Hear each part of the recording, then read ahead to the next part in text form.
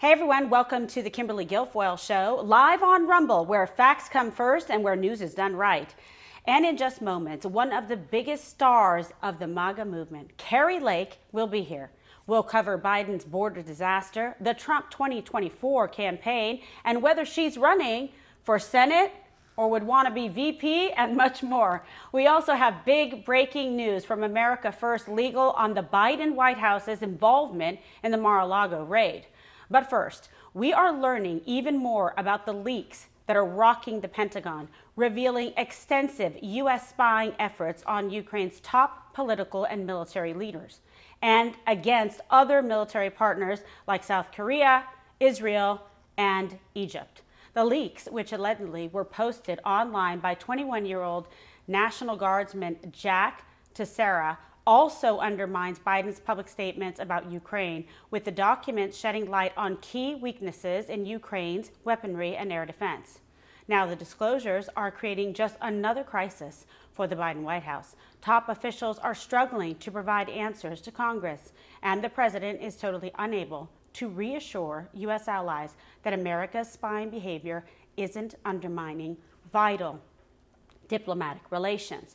But of course, this all further threatens to erode trust and intelligence sharing among key partners and allies, especially as Biden continues to implode on the world stage time and time again, sowing doubt amongst our allies and emboldening our adversaries. Here's the struggling Joe in Ireland last week, barely able to put together a sentence, unable to even explain if he's running again in 2024, and then joking that he's not going home. Take a look.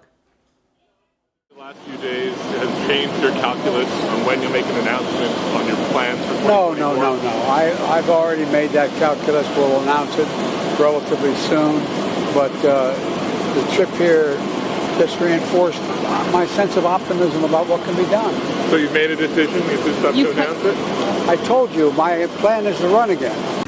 Thank you all very much. And I'm not going home. I'm staying here. Isn't this an incredible place? All you America reporters. Looks just like the White House, right?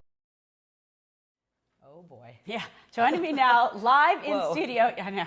Shock and awe. To react to this and much more, former Arizona gubernatorial candidate, MAGA superstar, Kari Lake. What a pleasure to have you here in studio. It's so good to be here, Kimberly. It's fantastic. And I know you'll be seeing the president later on today as well, which is fantastic. And thank you again for coming to the wonderful event, Make 22-0, again, benefiting incredible veterans. 22 veteran suicides a day in this country, and Kari's been part of the fight to help eradicate that. So that was a great event. I don't think America really can appreciate how much you do for veterans, because it was such a great event, and you never brag about what you do, but that event was so beautiful last night. I mean, there were several times that I got teared up and thinking about unbelievable. But they had the little light. Remember the light they had that was lit for one of the veterans, unfortunately, that killed himself recently, and it's just a memory and a reminder to all of us that we've got to get back to those who put it all on the line for us. Right. But I have so much to talk to you about. It's just incredible because it went by like this, right? But you were working so hard on the campaign trail. Yep. You went absolutely everywhere, did a million interviews. So many of them went viral. They were incredible. People love it. They're like, she's female Trump. I take that as a great compliment for you. But, I do too. You know, it was disappointing because if there was one race we kind of felt like sure about, that we were like, she's so amazing, she's doing such a great job, the polling, everything, was that you were winning that race. You were going to be the next governor of Arizona. I still can't even believe it, but take us through that process and what was going on before, leading up to Election Day, what you discovered along the way, and everyone wants to hear your ideas about what we can do to make sure that elections are not stolen, people are not wrong. Right? Exactly. Oh, boy, I don't know if I want to go back. It was painful. It really was. Painful. I mean, we knew what happened in 2020. President Trump had the election stolen, and I spoke about that. I raised the red flags here and there. We have to work on making improvements. They weren't made. They weren't done. And so we had everything in place. We had poll workers, poll watchers, observers, attorneys, everybody there. And they knew they had to steal it from me. They couldn't have somebody, an outsider, come in the most corrupt county in America, Maricopa County, where I said, I'm going to come in, and on day one, we're going to declare an invasion on our border, and we're going to lock that thing down and push the cartels out and stop the fentanyl and stop the trafficking. And while we're at it, we're going to reform our elections. And they said, oh my gosh, we can't have her in office. So right. What they did was sabotage Election Day. They knew that our people were showing up in droves on Election Day. 75% of the people showing up on Election Day were voting for me, were voting Republican. And they said, we got to stop that. And so they shut the machines down. 61% of our polling locations, the machines weren't working. They were intentionally printing the wrong image on the ballot so that the machines would spit out the ballots. 250,000 ballots got spit out on Election Day. They could not be read because of what they did intentionally. And our court case is still moving forward. We took it all the way to the Arizona Supreme Court, and the Supreme Court ruled that the lower court does have to take up that issue of mail-in ballots and the signatures on them. We know that 150,000 ballots were bogus that were counted anyway because they didn't have the proper signature. You know, that signature is kind of it's a legal document. It's an affidavit saying this is my ballot, I signed it, and they have to be matched, and they weren't matching them. And we have whistleblowers who attested to that. So we're still fighting it, and we're going to take it to the U.S. Supreme Court. And you It's not noticed, over. you know, it was so disproportionate, you know, in Maricopa County. I mean, those numbers and what you're talking about, this isn't speculation. This isn't running wild with some theory or idea. There's facts and evidence right. to support the statements that you're making and based on what you uncovered investigating this. Unfortunately, the fake news says there's no evidence. That's kind of what they were saying in 2020, but there's no evidence. And you would say to them, I'm sorry if you're not intelligent enough to look at the evidence. I can't do And you have said that to them. I have said that. I can't do your homework for you, Right. but it's out there, and what we really need are just some decent journalists to do the work and some decent networks. And unfortunately, none of the networks, even the ones that we think are the good guys, there are no good guys in corporate media right now. They just don't exist. They're afraid to talk about the one issue we need to talk about, which is election integrity and reforming our elections. They're okay to talk about it back in 2016 when Hillary was talking about it. Then it was okay. It was like a safe subject to discuss and actually something now that it's had a lot of completely support. taboo. Right. But yet you can talk to 5-year-olds about sex and transitioning and gender confusion. That's not taboo anymore. But what is taboo is saying, wait a minute, we've got corruption in our elections, and we demand as American citizens that our elections are straightened out so that our vote counts. And that's where I am. I frankly, Kimberly, don't give a damn what they say about me, because I look at what's happening in America, and you're a mom, I'm a mom. We've got just a couple years left to get it right. We're going to lose our country. And that's why I am so, you know, everywhere I go, I say, we got to get President Trump back in office. He's the only guy who can stand in the gap right now true. and get us back on solid footing on a world stage. You know, we just saw Joe Biden. I'm embarrassed. An embarrassment in Ireland, where I used to live ever since I was 5. Oh, I mean, I'm trying to remember the thing he said last week. We got to lick the world or something weird. Like, I was like, what did he mean by that? And I frankly don't want to know what Joe Biden meant by that, because we know that his family is depraved. We know his family is criminal. Unfortunately, we don't have a DOJ that's willing to look into that. They want to do a bunch of phony BS investigations against the Trump family when we have overwhelming evidence that the Biden family has been paid off by our adversaries. And frankly, when you think about Ukraine and you think about the CCP controlling the Biden family, that means they control our country. And you don't have to look far than the hundreds of billions of dollars we've sent to Ukraine to try to start a war, than the CCP with its tentacles all over this country, including buying up our farmland, including, now we just heard today that they've got, and we've heard this before, they have police stations just going to bring that up, yeah. all over this country. Can you imagine? They just uncovered one here in, or in Manhattan, in New York. It's unbelievable, and they've been doing this. We've been reading and hearing about it, but now it seems to, cold hard facts are showing exactly what's going on. I'm a little curious that the DOJ is actually on that. Makes me wonder, because they've been so derelict in their duties to the people. They've actually turned on the people. So I'm wondering why they're actually jumping on this right now, but we shall see what comes of it. So we have a lot of, we've touched on a bunch of things here, but obviously there's a lot of issues that are very disconcerting happening in this country in really rapid succession. Like, I didn't even think, I knew it was going to be bad, but for all of this to go so poorly, so quickly, it's really shocking. And we've got major problems, obviously national security, foreign policy, with the economy, lack of manufacturing, exporting America all the time. It's unbelievable. However, something that also really bothers me, and I know you've been a huge advocate and so strong and powerful voice on this, is the border and the problem that we have at the border, the crisis that has really magnified tenfold under Joe Biden. Well, and it's so horrifying because we saw how good the border was under President Trump. And as a journalist, I covered the border, I covered Arizona and all issues relating to the border for almost 30 years. It had never been more secure than under President Trump.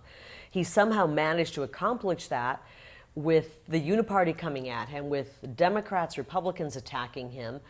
He had to, it was like he had one arm tied behind his back, and he still managed to secure that border Right. and get the wall primarily built, not completely built. We know in Arizona that hundreds of millions of dollars of material lie on the desert floor, just sitting there rusting. Now, my plan was to declare an emergency, or not an emergency, we have a major emergency, but an invasion on our border day one, and go to the U.S. Constitution, Article 1, Section 10, which allows the states to take control of their border when their citizens are in imminent danger.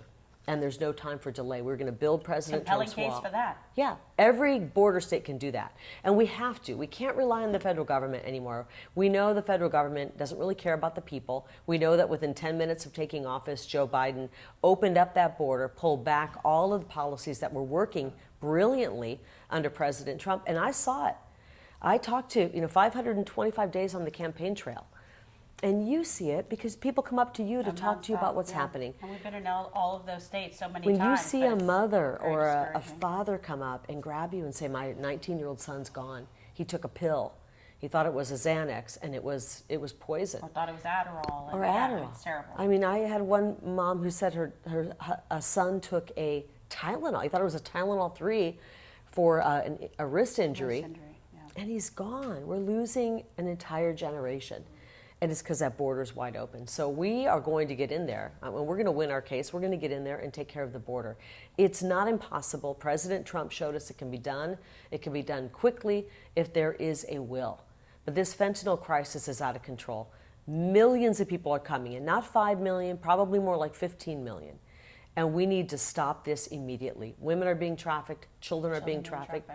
And just as importantly, the hardworking citizens of America are being stepped on and pushed aside. And this is contributing to our homeless problem. We've got, where are these millions of people going? They're taking housing that Americans now no longer have access to. And we're dealing with jobs that are being taken from Americans. It's a domino effect because, they're taking jobs.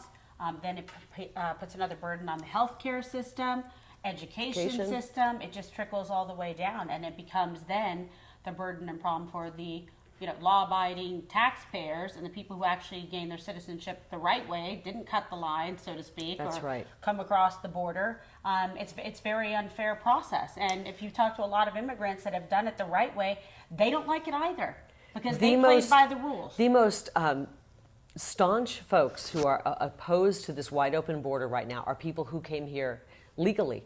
They're immigrants. I mean, I talked to people from Ecuador, Mexico, you name it, every country, Russia, you name it. And they said, this is unbelievable. We got to stop this. They did it the right way. And for national security, we need to know who's coming into our country. We do have rapists coming into our country. And we do have child predators and murderers and criminals coming into our country right now. And the really frightening thing is we don't know who's who. And that means every day that we're out walking through the grocery store parking lot, we can encounter somebody who is a criminal. Yeah. We already have a crime that's soaring. Let's just face it, under Joe Biden, our country is spiraling out of control, and everyone's sick and tired of it. But if we don't start with getting our elections squared away, we're just going to keep having these horrible politicians like Fetterman and Hobbs and Biden forced on us. We didn't vote for them, but they're forced on us, and they're driving America into the ditch. They really are, and they don't care. I mean, that's part of their whole agenda. Look, there's a lot of people very inspired by you, by your candor, your courage, your vigor and passion. You've got so much of that sort of, special quality like we see in President Trump, and you've been such a steadfast supporter of the America First, movement. Yeah. So whether you're in Arizona or you go across the country, people are thrilled, quite frankly. I've seen it firsthand, to see you, to be with you. They all feel, you won the election. I know you're pursuing that to actually change that result. But also there's a lot of talk, would you be interested in a U.S. Senate run? And a lot of people have said, oh, she'd make a fantastic vice president for Trump. Well, right now I am focused, as you know, because we've talked many times on my court case. I'm not just hopeful about my court case, I'm confident in it because we have the evidence. It's overwhelming. All you had to do was be in Arizona on November 8th. You saw it, you felt it. Everyone in Arizona knows. Katie Hobbs wakes up every day. She looks in the mirror and she sees a liar looking back at her and a fraud, and she knows it as well. The entire state knows that election was stolen. And so we're pursuing that, and we're not giving up. And I want to take it all the way to the United States Supreme Court. I actually think they want a case, and we have a perfect case, and we're going to bring it all the way there. Good for so we'll you. see what happens. You can't give up. People say, oh, move on with your life, or just let it go. And, you try running for office, winning, and see what it feels like.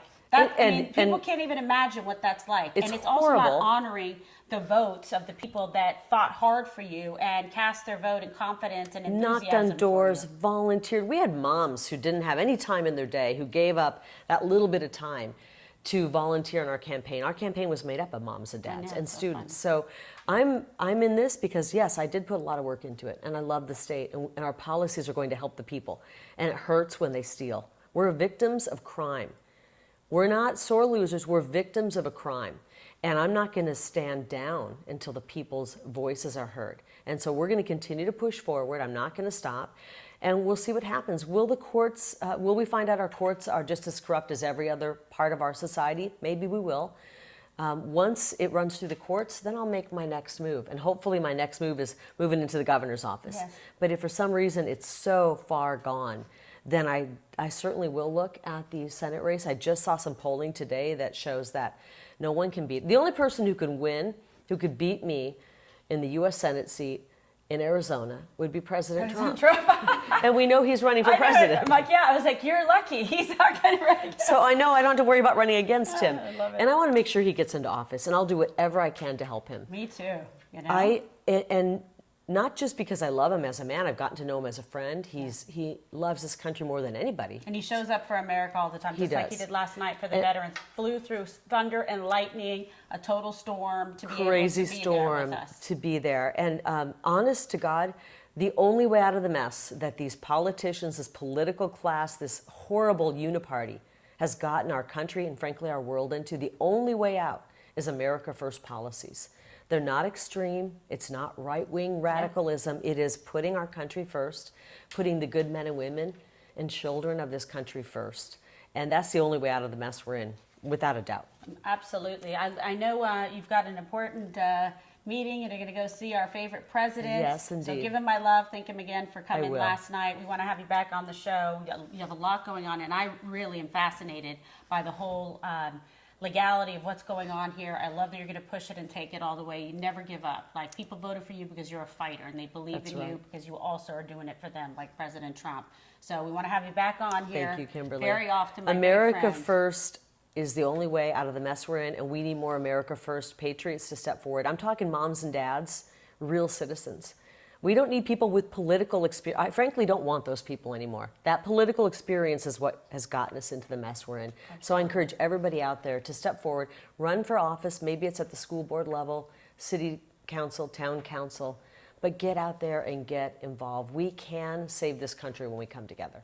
And I think pretty exciting too, because I know I've been sort of, in the periphery, but involved in the process. I'm really excited that you have a new book that's going to be coming out. Yes. The Winning Team Publishing is publishing it. They publish for the president. So that's going to be exciting. I let people know there's a website they can go to for you for information about what's going on with your court cases, or also pre-ordering your book. KariLake.com. We're not doing pre-orders yet, but very soon. My book will be coming out end of June, beginning of July. Yeah. And you've been working very hard on it, and it's so good. She's been here at the house working on it, Yes, I and have. just like reading the stuff out loud that she's writing, and I'm like, oh my God. We should have been recording that, actually. No, seriously. So that'll be coming out. But KariLake.com. You can find me on Twitter, on Truth Social, of course, the great Truth Social.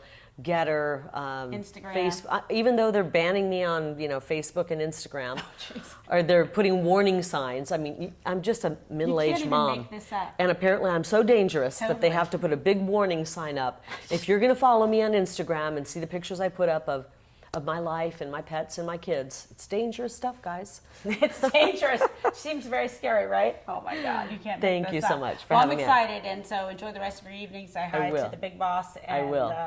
Stay well. Okay, always I great will. to have you and your Thank you, fabulous Kimberly. husband Jeff here.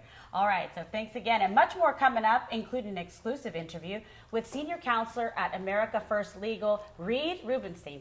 A lot more big breaking news to come up, and I want to make sure you like and subscribe to my channel at Kimberly Guilfoyle and turn on notifications. Download the Rumble app, hit the like button, and tell all your friends so they know exactly where to find us. But first, I want to thank our sponsors who have made this show possible. Patriot Mobile is America's only Christian conservative wireless provider. Now, with Patriot Mobile, you put America first with every call you make, all while getting the same nationwide coverage as major carriers. Now, not only does Patriot Mobile provide you dependable wireless service at an affordable price, they also share your values, and they actually support you.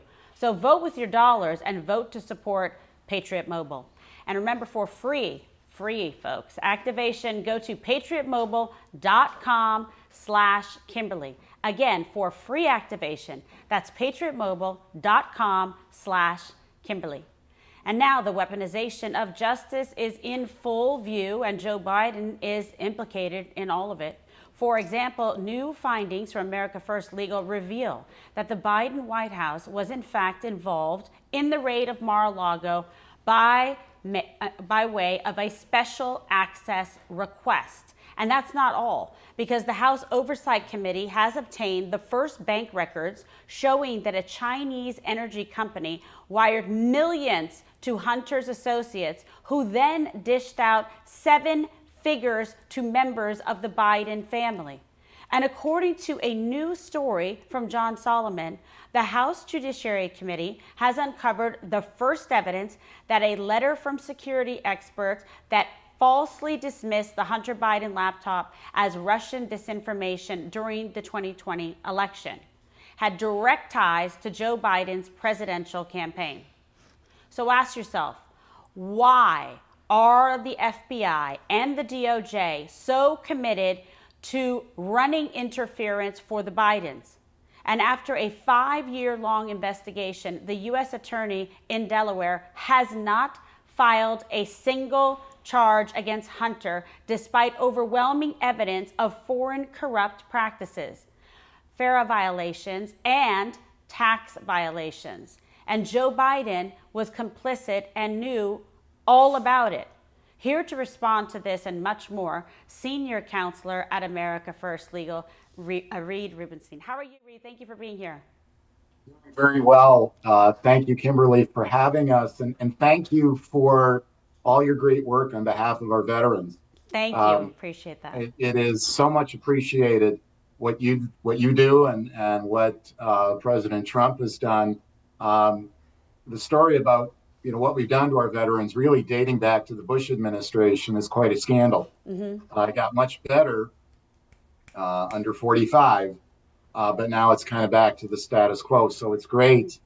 It's really great that you're out there fighting for them. So thank you very much for what you're doing. I appreciate it. They have given and done so much for this country, and I just, value and appreciate so much. My father served in the United States military in the Army right when he came here, from Ireland, and he enlisted. And, these are the things that matter to me, people that put it on the line, and their families, and they deserve to be honored, and they deserve to be respected and taken care of when they come home, because they did it all for us. So I feel very passionate about it, but it's very kind of you to acknowledge it, and I'm glad that you care about it so much. So listen, I'm a big fan of your work and your intelligence, so I really appreciate you being on the show. I'm a little legal myself, a legal nerd. But I'm really thrilled with what you're doing at America First Legal, and you made a major discovery with the Biden White House's role in the Mar-a-Lago raid that I just mentioned moments ago. Can you explain to our viewers and listeners what you found, and what is this special access request? Sure. We have a terrific team here. Thank you. What we found in some records that were produced by the National Archives was really the backstory for the Mar-a-Lago raid. You may recall there were all sorts of very odd stories that Yeah. the government put out about what happened and who knew and what was going on. The archives said that it was a referral from the Archives Office of Inspector General to the FBI, which never made any sense because OIGs don't refer to the Department of Justice. They report. It's a different thing entirely. The White House says, "Oh, we had no idea." So we get these records of emails back and forth between folks inside of the archives, and it turns out that really the Biden White House was responsible for the FBI raid in this sense, and at least in this sense. They filed this special access request that you referenced, which is a part of the Presidential Records Act that allows one administration to request certain records from the prior administration, which is all fine and good, but the law relates to ministerial or procedural kind of records.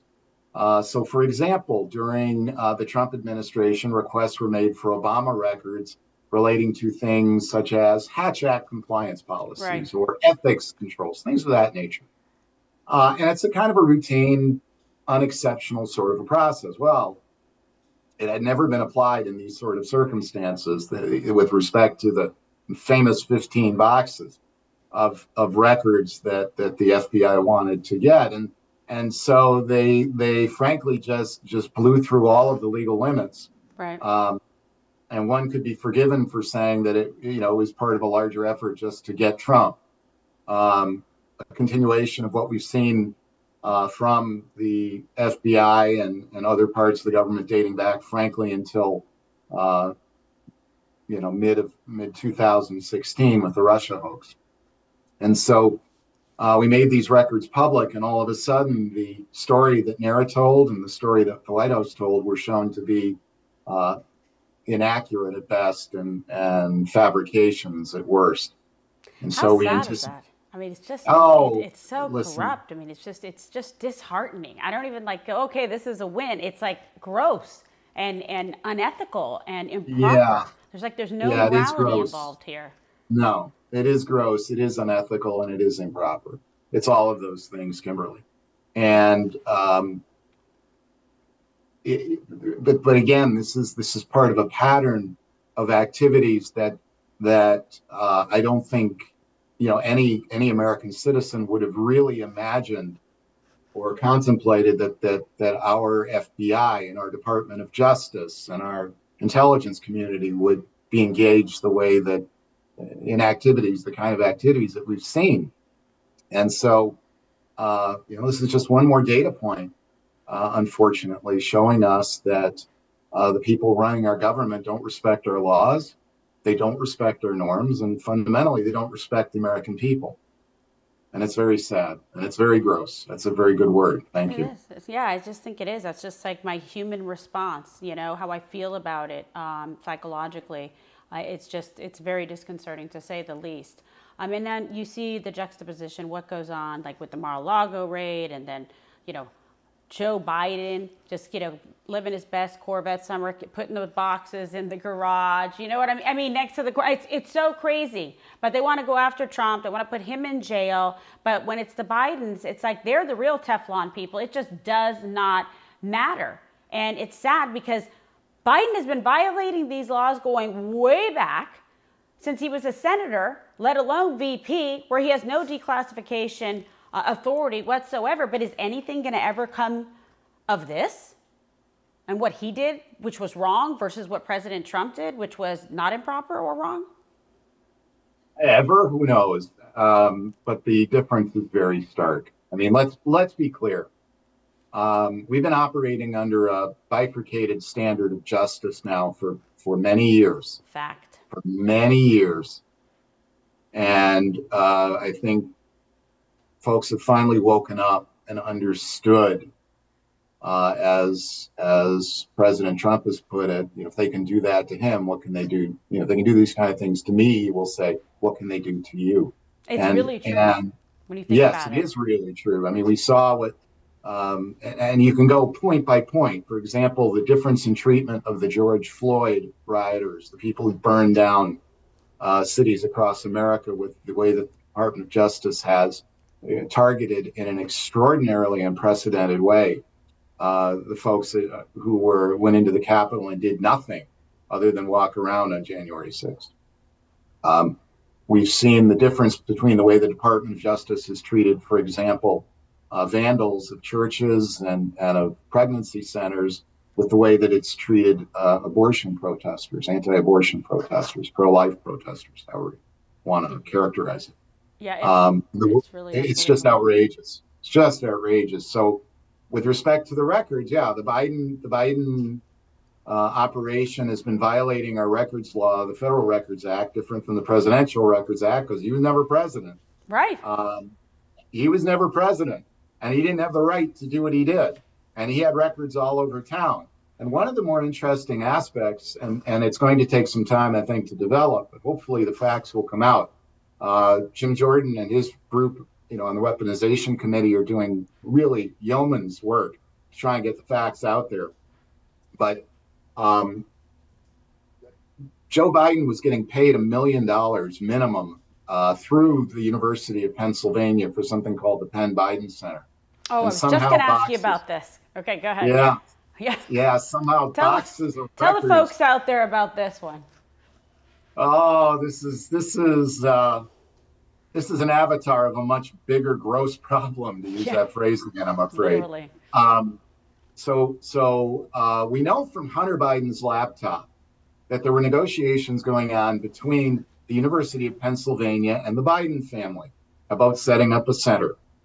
We also know, based on what Penn has put out there in public and what you can find actually in the Chinese English language media, that the president of Penn, a woman named Amy Gutmann, who's now the ambassador to Germany, was going to China in the fall of 2015 to raise money.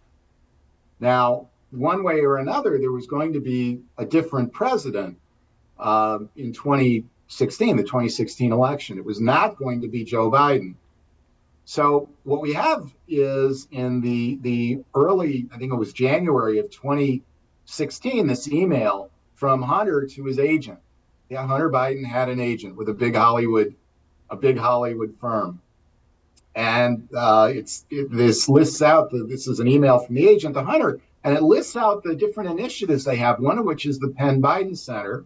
They're numbered initiatives. Number 4 on the list, 3 is Penn Biden. Number 4 on the list is just simply titled Wealth Creation. So Penn sets up this center. We believe at this point, we can't prove that the money for it came primarily from China. And Joe Biden got paid in the space of 17 months over $1 million. As far as anybody can tell, he showed up on campus about 4 times. So who is it who decided how much money he would make? Right. Who is it who decided what he would get paid for? Who handled the money? Where did it come from? This is what I did. All my prosecutions, we say follow the money. Because if you follow the money, you track it down, you can figure out and uncover these crimes. So, yeah, I mean, and how did this sort of stay so secretive and silent for so long? It's unbelievable. Boy, it wasn't such a secret. It just sort of got buried like Hunter's laptop got buried. Yeah. There had always, listen, people around town knew the story on the Bidens and the Biden family and the Biden businesses going back to the early Obama years, at least. It has been an open secret. Nobody who has been in Washington, Republican or Democrat, surprised by the revelations regarding the Biden businesses and the Biden family. But it was sort of business as usual. Right. By both sides of the aisle, let's be absolutely clear, okay? Mm-hmm. Unfortunately, that the reason that the Biden issues got no oxygen is because there were a lot of other people who came to Washington not to do the business of the American people and not to fight for American first, but to make money. And many of them did. The grift, yeah. Yeah, the grift. So go ahead. I'm sorry, go ahead. No, I was just saying that to me, this seems like indicative of a larger problem, and just getting some elevation on it. I say to myself, well, what can we do? How can we force, universities like University of Pennsylvania to actually disclose specifically where these major foreign policy gifts are coming from?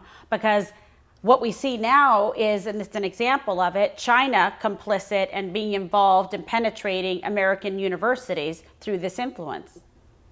Yeah, so actually, during the Trump administration, I was the general counsel for a period of time at the Department of Education. Yes. And I was sent there not because I had any experience representing colleges or universities or knew much about education law, but because I was coming from the Department of Justice and had done other things in the course of my career. And we had an all China initiative government-wide. And there was an understood and well-recognized problem that universities were failing to report their foreign money. What nobody anticipated was how big the problem was. So when I got there, we opened up investigations, and kudos to Secretary Betsy DeVos. Our investigations were the first in this area that the department had ever done, even though law has been on the books since 1985. And compliance issues have been understood to have occurred going back to the 1990s. And in 2011, the FBI held a briefing for university presidents and warned them that their universities were being penetrated by foreign actors and being used for the projection of soft power and for the theft of intellectual property, for the recruitment of spies, to put it, bluntly. Bluntly, yeah. But nothing was done. And so we opened up these investigations, and what we uncovered was shocking. Billions and billions of dollars have flown in, have kind of gone into these U.S. universities. And, it's the names that you hear about, Harvard and Yale and Stanford, and Carnegie Mellon.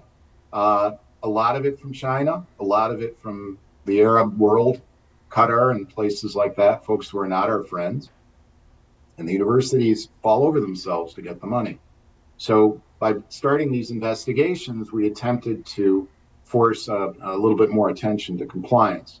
Right now, there are efforts in Congress, or talks in Congress, about amending the laws to ensure there's better compliance. But listen, what you see at Penn Biden is not unique. Yale opened up a similar sort of a center for John Kerry. Oh, right, yeah. After the 2016 election. And again, millions of dollars flow through these organizations. The foreign donors, almost always foreign, are paying for access. Right. And so what does that tell you, too, about, John Kerry being compromised? Oh, for goodness, yes. Oh, goodness, yes. One of the things, there has never really, for example, been a full accounting for all of the money that the United States gave to Iran. Remember Obama's Iran deal? Yep. Billions of dollars. So where all that money went, I mean, people know. They've never told the American people where all of our money went. And, now, for example, the Biden administration, they've pumped about $1.6 billion since January of 21 into the Palestinian Authority. Where's the money going? Who's getting a piece of it? We don't know. But there's a tremendous amount of money flowing through these so-called elite institutions. Foreigners, by giving money, buy access to politicians. For example, at Penn Biden, the current Secretary of State, Anthony Blinken, was also on the payroll. So, what were the Chinese buying when they give money to Penn? Well, buying access to American politicians and American technology and American research. For the Chinese, it's a wonderful investment. For America first and American citizens, not so much, honestly. No, it's really true. So there's another topic, too, that really disturbs me, and see what's going on now, kind of shifting gears a bit, but Biden is proposing using Title IX to stop schools from total bans on biological males in women's sports. So is this outside the purview of the original intention of Title IX? Explain to folks at home, what this means and how essentially, Biden is weaponizing it to further his, liberal policies. Yeah, this is this one is hard to understand. Feminism has been turned on its head. Title IX was enacted to protect women and girls and to provide them the opportunity to compete in sports and in educational opportunities generally on a equal basis with men. When the bill was written, it prohibited Title IX prohibited discrimination on the basis of sex. Well, sex was understood to mean male or female. That's the way it was, and that's the way the law was written. And when the Department of Education issued regulations to implement Title IX in the late 1970s, it went through a special process. The regulations were approved by Congress, and they very clearly allowed for separation based on biological sex in intimate facilities, in sports teams, It's outrageous. things of that nature. At some point, though, during the Obama administration, sex became conflated with identity, gender identity. You are what you think you are at any given moment. And But they're weaponizing Title IX against women and young girls, the very people that it was set up to support and help and assist. yeah, it's really outrageous. So what we hear, we do a lot of work in this area, and we speak with a lot of parents. We fight for parents, we fight for these issues, and we hear stories about young girls, 10, 11, 12, 13-year-old girls going to change for gym, and all of a sudden there's a guy in the locker room, and they're told it's the way it is, and the parents are told stop complaining by the schools. Or in one case, we had a parent who was told by a principal, well, obviously you're not comfortable with the values in our public school, you should go elsewhere. And one of the excuses they give is Title IX. But the fact of the matter is, the Supreme Court has never said Title IX applies to gender identity. No, where is that written? Where is that an illegal precedent? Yeah, it's not. Exactly. It's not. And I think, we're going to be testing this issue. We're going to be fighting this issue, and we'll see where it comes out. Eventually, the Supreme Court is going to have to remind everybody that sex means what the dictionary said at the time of enactment. Male or female, biological sex, and this lunacy has to end. It's so destructive. It's so damaging to children. It has to end. And thankfully, parents around the country are beginning to mobilize and recognize that you got to protect women's sports. You got to protect girls. And that's what we did in the Trump administration. Those were the instructions from the White House. You protect the girls. You protect the women's sports. And that's what we did. It What's breaks my happened? heart. It breaks It my should. heart. It's outrageous. And hear about young girls getting raped in bathrooms because they care more about a biological male going and using a bathroom that are for young girls. And then there's a case, did it at one school, then the guy went to another school and did it again. I mean, it's out of control. Right. And so the solution now that the school board is considering in that district, that's Loudoun, Virginia, which is a very upscale. I drove through the county, literally. Yeah. And when I was going to do Tim Pool's show, and we were talking about it, it was just unbelievable. Very upscale, very educated, very high achieving. Everybody wants their, little Johnny or Janie to go to the fanciest university they can find. The solution that the geniuses in the school board came up with to deal with the rapes now is to open up the bathrooms and not segregate them based on sex. Anybody can use any bathroom at any time. So there you go. What can I even say to that? I mean, it's insane. It's just frightening. And I just don't understand how things have gone so bad so quickly just in, 2 short years. I mean, you have your work cut out for you because you guys are on top of this every single day to try to, make these legal arguments. I mean, this stuff's going to go to the United States Supreme Court. Like, we have to knock off this nonsense.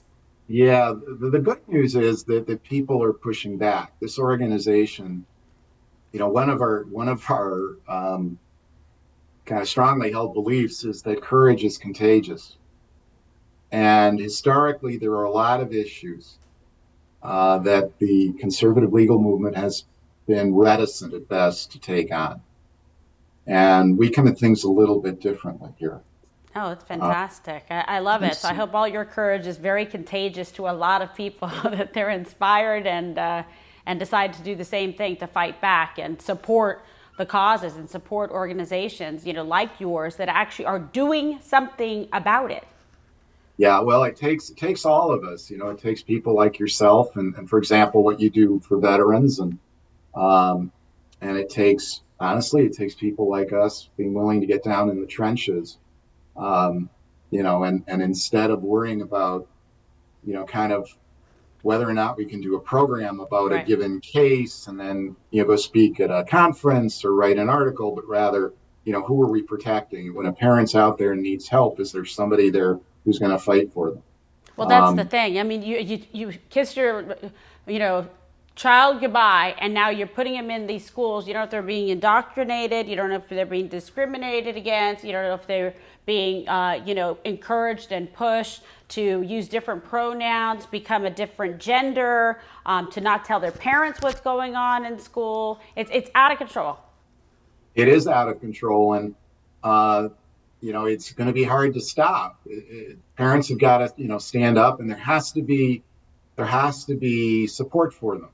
It's very hard, and it's unfair, frankly, to ask people to put themselves at risk, to suffer. And if you talk to parents who have stood up, the abuse they have put up with in some cases is really outrageous. And there needs to be, and this is a role we try to play candidly, there needs to be air cover. There needs to be somebody who's going to come in and give them help and give them protection when we can. And so we've been, we've been involved in cases in Virginia, in Pennsylvania, in Illinois. We're looking at cases in Wisconsin. We have a case. We're talking to people all over the country. There are a lot of groups. Moms for Liberty is great. Nikki Neely is great. There are folks who are fighting back, and we are very proud. We're very proud to be part of that team. Reed, can you give some information to folks at home about where they can go? Because we have smart, interested, viewers and listeners that want to get more information about the things that you're talking about these legal cases, about what you guys do, and they can get all that information and, get involved and support you guys. Where should they go?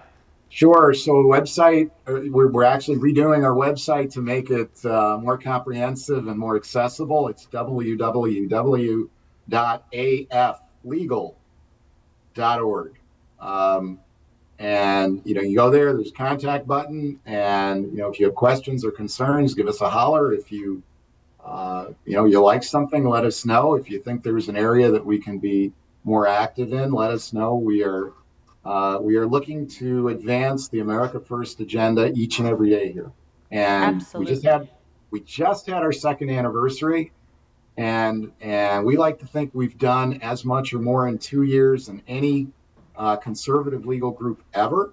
And we're going to keep doing that. We're going to keep fighting, and we're going to keep advancing America First principles. Yeah, I absolutely love it. I think it's so important. I love the power, the courage of the law, and the people who use it to effectuate greater good in society. And that's what you're doing. So I love it. We'll love to have you back very often, Reed. You're fantastic. A great patriot, a courageous one as well. Thank you. Thank you, Kimberly. And likewise. And God bless you for everything that you do. Okay. God bless you and your family. Thank you. Great sacrifice you make trying to do all this for everybody and to save this country and these children. My God, it's worth it though, buddy. Hang in there. Yes, it is worth it. Thank you. Okay. God bless. Take care.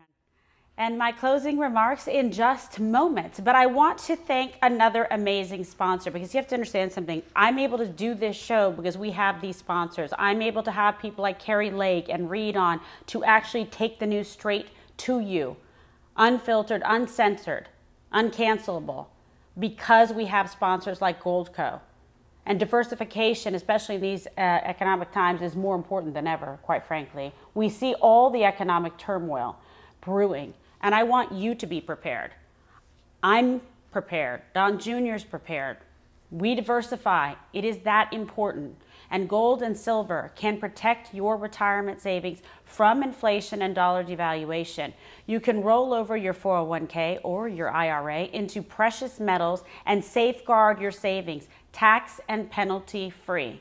From precious metals, IRAs to direct purchases of gold and silver, Goldco has helped thousands of Americans diversify and protect their retirement savings. They're smart. They're getting ahead of the game. So go to kimsmetals.com and you can learn more. They have a phenomenal team. They will take you through it. They'll get you all the information. It couldn't be easier or more thorough, and they're fantastic at what they do. That's kimsmetals.com. Take a look. It only takes a second, and it could be one of the best decisions you make in your life.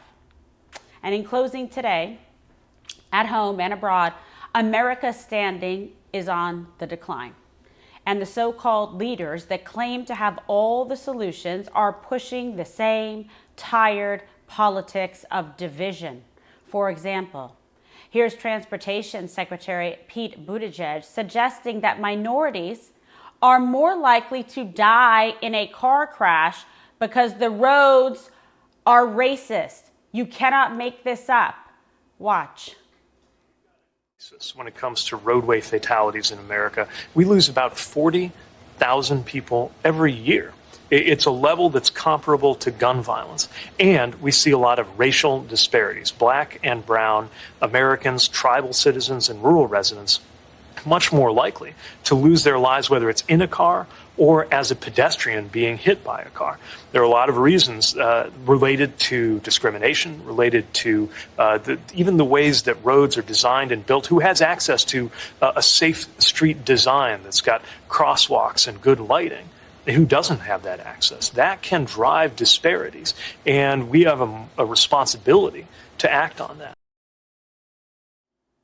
But sadly, it's the effort to divide Americans that stands in the way of real solutions to make us safer and more secure.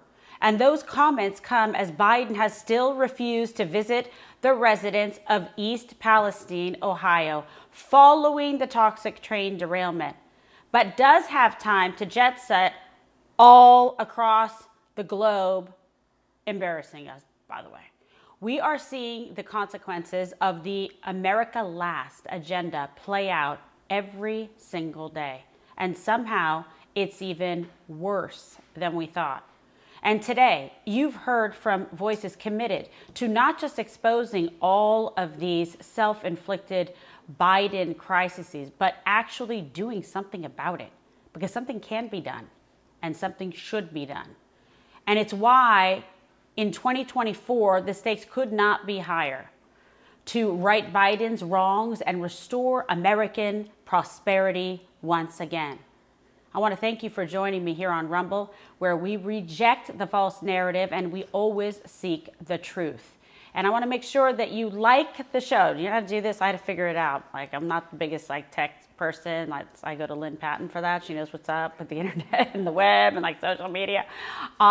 You've got to like it, right? Download the app on your phone, and then you like the show, and then more people will be able to get to see the show. So it's all of us working together as a community to like it. And subscribe to the channel. It's free, KG for free. The channel is Kimberly Guilfoyle. And turn on notifications.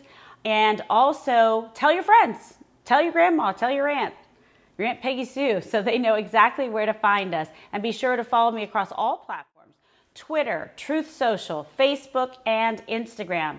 And if you could kindly hop over to Locals at kimberly.locals.com for a live Q&A. I hope you all have a wonderful evening. I'm looking forward to reading the comments, and I just really appreciate you all watching the show and being a part of it. Love being with you. You have a fabulous evening with your families or whoever you're with, and we will see you here on Thursday.